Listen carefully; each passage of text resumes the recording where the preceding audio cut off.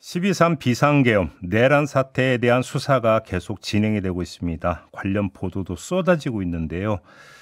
하지만 퍼즐이 완전히 다 맞춰진 건 아닙니다. 혹시 우리가 놓치고 있는 건 없는지 점검을 하기 위해서 이분과 함께하도록 하겠습니다. 김도균 전 수도방위 사령관 전화로 연결하겠습니다. 나와 계시죠? 예, 안녕하십니까. 네. 김도균입니다. 네, 안녕하세요, 사령관님. 어제 김병주 민주당 의원이 저희와 인터뷰에서 판교에 대기 중이던 HI 요원들의 첫 번째 임무가 선관위 직원 30명 납치 구금이었다라는 충격적인 내용을 폭로를 했는데요. 근데 지금 그 물품을 7일치를 갖고 오라고 했다는 거거든요. 혹시 2, 3차 임무도 있었다고 봐야 될 것 같은데 그 임무는 뭐였을까요? 우선 먼저 이 윤석열과 김용현이 절대로 건들면 안 되는 것들을 건드렸습니다. 그 중에 하나가 대한민국 최고의 인간 정보 자산인 HID 요원들을 자신들의 정략적 이익 때문에 계엄에 투입한 것이고, 그러니까요. 또 그 어떤 순간에도 보호해야 될 이 비원 벙커를 구금 장소로 쓰려고 했다는 것은 굉장히 위험한 겁니다. 네. 특히 이 HID는 현역들도 그 동선이나 활동을 모르는 비밀 요원들인데 이것을 불려들였단 말이죠. 그렇죠. 그리고 언론에 공개된 것처럼 1차 임무로 선관위 직원들에 대한 납치 구금 임무를 만약에 수행했다면 2차, 3차 임무는 이 HID 이 특수 요원들이 가지고 있는 가장 중요한 임무 중에 하나가 북한군과 관계된 부분들입니다. 아마 그래서 북한군으로 위장해서 우리 내부 혼란을 조장하는 그런 역할까지도 지금 할 수 있지 않았을까 하는 그런 의심을 안 할 수가 없습니다. 그래서 빠른 시간 내에 이 관련자들에 대한 이 수사가 필요한 대목입니다. 그러니까 2차, 3차 임무는 소요 사태를 일으키라 이것이었을 가능성이 있다는 말씀이시죠? 충분히 그럴 개연성을 가지고 있습니다. 그래요? 그러면 38명의 그 HID 요원들만 가지고도 그게 충분히 가능하다는 이야기입니까?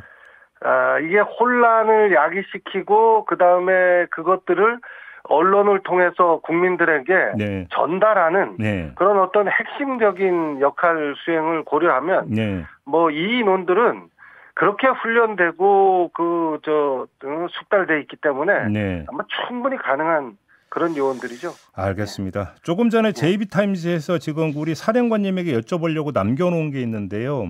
그때 정보사에 가서 대기하고 있었던 인물 가운데 한 명이 방정환 국방부 전자권 전환 TF장 이라고 하는데 일단 어떤 인물인지 그리고 도대체 어떤 관계가 있었을 것인가 지금 전혀 나온 바가 없는데요.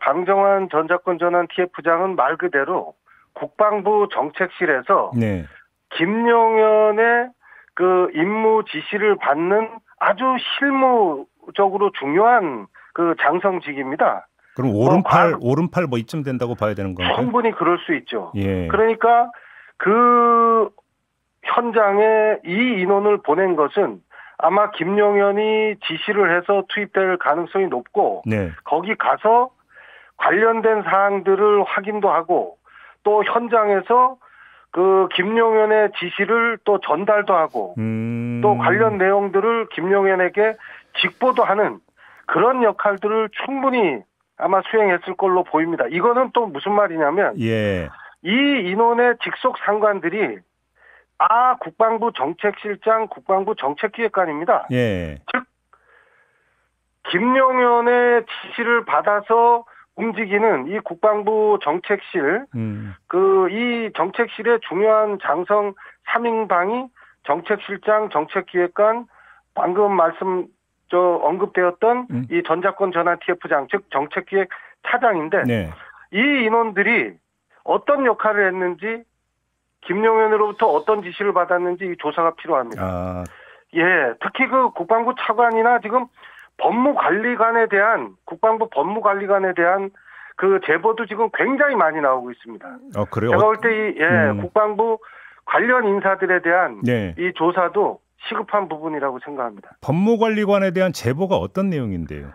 법무관리관이 그 포고문과 관련된 이런 어떤 그 당시 장관에게 그 보고하고 하는 그런 행위들이 네. 있었다라는 그런 제보들이 있습니다. 그래서 이 부분은 좀 명확하게 확인할 필요가 있습니다. 그러면 그 문제의 위헌적 포고문 작성에 국방부 법무관리관이 관여돼 있을 수 있다 이런 말씀이신가요? 그럴 제보가 지금 있습니다. 아, 그래요? 예. 예. 그럼 이것 좀 확인을 해야 되고. 확인이 필요하죠, 지금. 방정환 이제 전작권 전원 TF장 그리고 이제 그러니까 또 직함이 정책차장이더라고요. 그러면 이 사람 같은 경우는 당시 동원됐던 군 가운데 핵심 역할을 하는 게 정보사였고, 그렇죠. 그래서 김용현 전 장관 대신 정보사에서 현장 관리를 하려고 했다.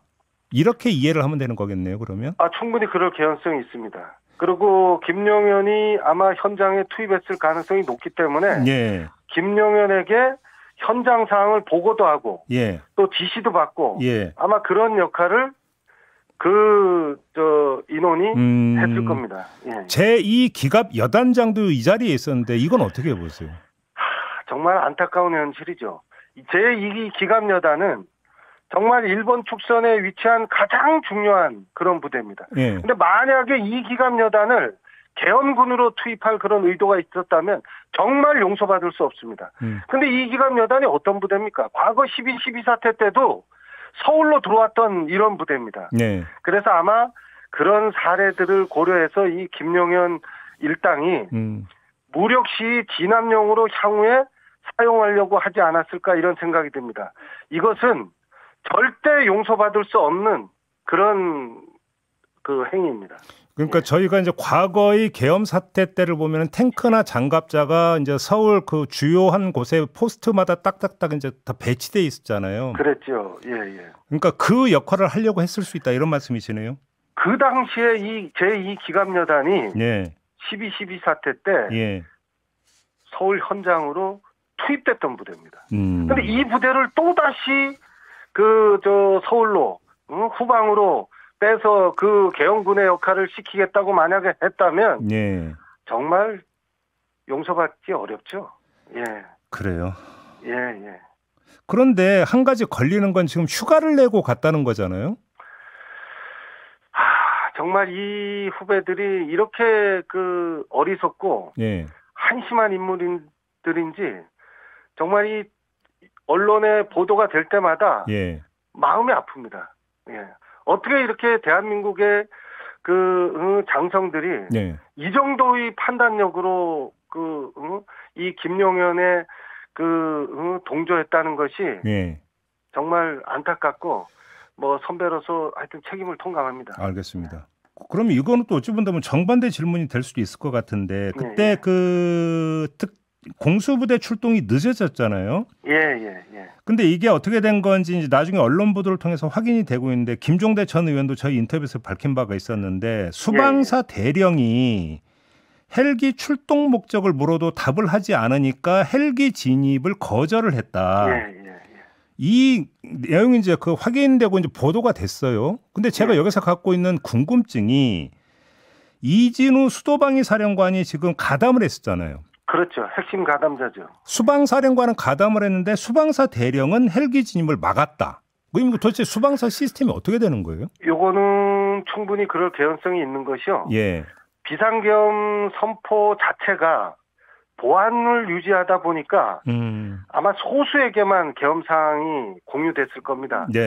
국회나 이런 데 계엄군으로 투입된 우리 장병들도 전혀 계엄 사항을 인지하지 못한 인원들이 많았던 것처럼 아마 보안 유지 차원에서 소수에게만 이 계엄 사항을 공유하다 보니까 발생한 사항인데 그러다 보니까 실무선에서 모르고 있었을 거고 근데 갑자기 헬기가 수도권 상공으로 진입한다고 하니까 이것은 확인 절차가 필요했던 거죠. 왜냐하면 수도권에 진입하는 비행 물체에 대한 승인 권한은 수방사령관한테 있는데 실무 관계관들은 그런 사항들을 모르고 있었을 것이고 근데 갑자기 헬기가 지금 야밤에 수도권 상공으로 서울 상강으로 진입한다고 하니까 아마 그 사항을 거부할 수밖에 없는 그래서 그 추후에 실무적인 절차를 확인하는 그런 과정이 아마 진행되면서 시간이 지연됐을 겁니다. 그러니까 계엄 세력 입장에서는 이거를 못 챙겼다라는 얘기가 돼버리는 거예요. 못 챙겼죠. 왜냐하면 보안을 유지하다 보니까 그 실무적으로까지 뭐 됐을 줄 알았겠죠. 알겠습니다. 지금 이제 그 수사가 계속 진행되고 있는데 이게 이제 그 계엄 모의 과정에 대한 수사가 이제 계속 진행되고 있는데 나중에 최종적인 결과를 봐야겠지만 지금 별로 이야기가 안 되고 있는 게 이른바 국지전 유발 의혹이 있지 않습니까? 그렇죠. 이거는 지금 거의 지금 얘기가 안 나오고 있는데 어떻게 파악하고 계십니까, 사령관님은? 아마 내란 수계 이 윤석열하고 이 김용현이 최초 비상계엄 시나리오는 아마 북풍에서 시작하려고 했을 겁니다. 그래서 북한을 자극해서 그 뭔가 접경 지역 일대에서의 군사 충돌 상황을 만들려고 했을 텐데 그 사례들을 보면 정말 과거 같으면 국지전이 발생하고도 남을 사례들입니다. 예를 들면 서북도서에서 해상 사격 훈련을 아주 강력하게 실시합니다. 그리고 아시다시피 무인기를 평양 지역으로 침투를 수차례 시키고 또 이 오물풍선에 대한 대응 조치로 원점 타격을 준비하고 지시하는 이런 정황들이 전부 대북 위협 행위를 실행해서 북한이 먼저 공격해오는 이런 상황을 만들려고 했을 겁니다. 근데 이제 문제는 북한이 우크라이나 러시아 전쟁 등으로 생각한 대로 이게 움직여주지 않으니까 사실 시나리오가 바뀌었을 것이고 이래서 아마 급작스럽게 비상계엄 시나리오가 바뀌었을 겁니다. 그래서 이 비상계엄 조사와 관련 연계해서 앞에서 열거한 이 북풍 관련한 이 부분에 대해서 엄정한 조사가 병행돼야 됩니다. 그래요. 이거는 아주 직접적으로 연관되어 있는 그런 문제라고 저는 생각합니다. 원점 타격 같은 경우는 김용현 전 장관이 그 요구를 했음에도 불구하고 김명수 합참의장이 거부를 했다. 뭐 이런 보도가 초기에는 나온 바가 있었거든요. 나왔죠. 그 원점 타격과 관련해서 그 비상계엄 선포, 그게 그 얼마 되지도 않습니다. 일주일 전인가 그런 논의를 그 했고 또 합참에서 그러니까 적어도 합참의장이 정상적으로 판단해서 이 상황을 그나마 그 한반도가 전쟁 상황으로 가는 것을 막은 겁니다. 이렇게 국방부 장관이라는 자의 행태가 이런 지경입니다. 근데 그 무인기 있잖아요. 무인기에 대해서는 내란 전이나 내란 후나 국회에 출석한 군 관계자들의 대답은 항상 일관됩니다. 확인해 줄 수 없다. 왜 이렇게 나오는 걸까요? 확인해 줄 수 없다는 것은 거꾸로 얘기하면 그런 사실이 있었다는 것을 시인하는 거죠. 이 부분은 하여튼 그 굉장히 명명박백하게 밝혀져야 되는 그런 상황입니다. 왜냐하면 이게 지금 지작사령관으로 가 있는 이 광호필 대장이 그 작전본부장하고 합참차장하고 이 부분하고 이럴 때 그 다 연계가 돼 있습니다. 아, 그래요? 그래서 드론이 평양 지역에 침투한 것이 어떻게 누가 임무를 수행했는지 이거 밝히지 않으면 향후에도 이런 사례들을 막기가 어렵습니다. 자, 그러면 정말로 그 무인기를 띄웠다면 지금 군 체계상 어느 파트가 이게 다 그 연관이 되어 있다고 추정을 해야 되는 겁니까? 우선 아마 그 드론 작전 사령부, 그렇겠죠. 그리고 방첩 사령부, 그 다음에 지작 사령부, 그리고 합참의 그 관계자들, 이런 인원들이 아마 직간접적으로 다 관여가 돼 있을 겁니다. 특히 지금 그 지작 사령관은 김용현이 그 작전본부장하고 합참 차장으로 임명해서 북풍 관련 임무를 수행하도록 하다가 지작사령관으로 보직했다는 그런 그 제보들이 지금 굉장히 많습니다. 아, 그렇습니까? 그래서 이 계엄과 관련된 이 부분에서도 이 지작사령관의 그 어떤 여부를 그 동조 여부도 그 수사가 필요한 대목입니다. 이제 지적사령 이제 지상군 작전사령부 말씀하시는 거잖아요. 그렇죠. 예. 합참은요? 합참도 마찬가지죠. 합참은 지금 그 합참 차장이 비상계엄 선포 한 달도 되기 이전 시점에 합참 차장이 바로 바뀝니다. 차장이 그 여러 합참 차장이 어떤 직위를 받냐면 계엄사 부사령관 직위를 받습니다.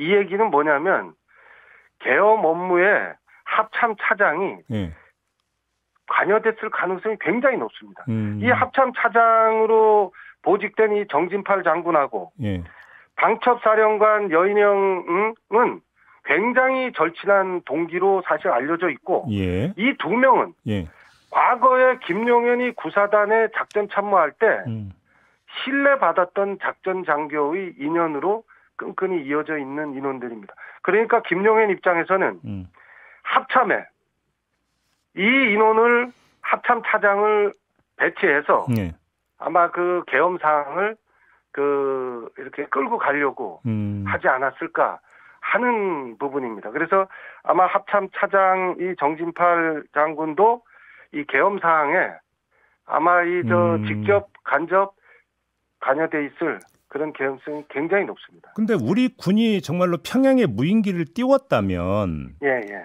한미 연합사나 주한미군은 몰랐을까요? 그 부분에 대한 그 수사도 필요합니다. 이렇게 엄혹한 사태들이 연결되어서 비상계엄 사태까지 발령했는데 한반도의 안정이 주 책임인 한미 연합사하고 사전에 협의 사항이 없기가 저는 어렵다고 생각합니다. 그럼 이 역할을 누가 했느냐? 아마 틀림없이 연합사 부사령관이 그 관여했을 가능성도 있다고 봅니다. 그래서 이런 부분 한미 연합사와 저 사전 협의 과정 또는 이 비상계엄과 관련된 논의 진행이 그 어떻게 이루어졌는지도 반드시 확인해야 될 그런 부분입니다. 또 하나 지금 신원식 안보실장 이야기는 전혀 안 나오고 있거든요. 정말 몰랐던 걸까요? 어떻게 봐야 되는 겁니까? 지금 청와대 안보실 관계자들이 사실은 계엄에 관계됐다고 나오는 게 이제 NSC 2차장 인성한 그리고 국방비서관 최병욱 이런 인원들은 그 합참에서 열린 그 결심지원실에서 열린 회의나 이런데 다 참석한 그런 인원들입니다. 네, 그렇습니다. 그러면 청와대 안보실장의 직속 지휘를 받는 인원들인데 청와대 안보실장이 몰랐다? 그것은 굉장히 이해하기 아마 어려운 부분들일 겁니다. 그래서 청와대 안보실에 있는 신원식, 인성한, 최병욱 이 주요 지휘자들이 이 계엄과 어떻게 연관되어 있는지도 꼭 확인이 필요합니다. 그런데 문제는 계엄령 선포나 그 이행 과정에 이렇게 회의에도 참석하고 깊숙이 관련됐다는 그 내용들이 그 속속들이 나오고 있는데도 지금 안보실의 그 관계자들은 아무 일 없다는 듯이 지금 업무를 하고 있어요. 이게 지금 사실은 굉장히 이것도 이해하기 어려운 그런 상황입니다. 좀 수사할 게 태산이네요, 태산. 이 부분은 정말 여러모로 그 명명백백하게 밝혀져야 될 그런 사안들입니다. 이 노상원 전 정보사령관을 그 위시해서 민간인이 등장하는 이 장면은 어떻게 이해를 해야 되는 겁니까? 정말 까면 깔수록 상상할 수 없는 것들이 지금 계속 나오고 있어요. 이 노상원이라는 사람은 사실은 불명예 전역한 인물입니다. 어떻게 이런 인원이 이 김용현과 깊숙이 관여돼서 이 어마어마한 비상계엄 사태의 핵심 인물이 됐다는 것 자체가 정말 그 분노를 자아냅니다. 하나만 더요. 그것도 사령관님 지금 시간이 다 돼서 이 대한민국 수호 예비역 장성단 줄여서 대수장이라고 부르는 단체가 있는데요. 이 대수장도 좀 거명이 되는데 왜 그러는 걸까요? 이 대수장이라는 조직이 만들어지고 나서 신원식 안보실장하고 김용현이 이 단체에 아주 깊숙이 그 활동을 했습니다. 아, 대수장 출신인가요? 예. 그럼요, 대수장 출신이요. 그리고 예. 최근에 이 단체가 탄핵 반대 성명서도 발표하고 하물며 이 내란 속에 윤석열하고 김용현한테 응원 화환을 지금 보내고 있는 조직입니다. 그리고 지금 제보에 의하면 영치금까지 준비한다는 그런 지금 제보가 있습니다. 대통령 영치금을 준비한대. 대통령. 그럼요. 이 조직들 이와 연관된 게 이제 그 6.4 구국동지회라는 그런 그 집단이 있습니다. 이 집단에서 하물며 구속된 김용현의 영치금까지 준비한다는 그런 제보가 사실은 들립니다. 도대체 어떤 생각을 하고 있는지 정말 당황스럽습니다. 예. 우리가 몰랐던 게 너무 많았던 것 같습니다. 몰랐던 게 굉장히 많죠. 그리고 사실은 그냥 그 사람들 사이에서 입에 오르내리던 그 얘기들이 전부 사실로 밝혀지니까 정말 이걸 대하는 우리 장병들 그리고 우리 그 국민들 알겠습니다. 많이 당황스러울 것 같습니다. 알겠습니다. 일단 오늘 인터뷰는 좀 이렇게 마무리하고요. 좀 부족한 점 나중에 다시 한번 인터뷰 부탁드리겠습니다. 고맙습니다. 예, 고맙습니다. 네, 김도균 전 수도방위 사령관이었습니다.